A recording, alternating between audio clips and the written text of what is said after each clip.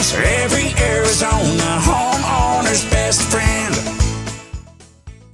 Okay, real quick, we've got Alan.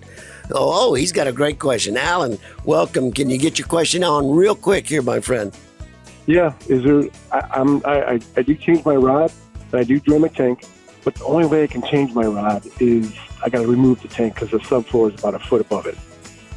Gotcha. Is there anything out there that other than what I'm doing? He's going to be glad he called. Yeah, so they make they make anode rods that are they look like sausage link. They're roughly about 1 inch, and they have a cable between them that you can fold.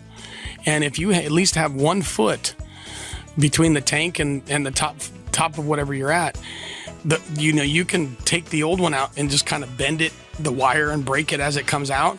But the new one, you don't have to take the tank out. You can just put that in and just slide them in and then go ahead and screw it back in. You just saved that guy like a whole Saturday afternoon. A whole Saturday and maybe Sunday too. Yes. Yes. Alan, we hope that helps, my friend. Thanks so much. Rosie on the house, every Arizona homeowner's best friend.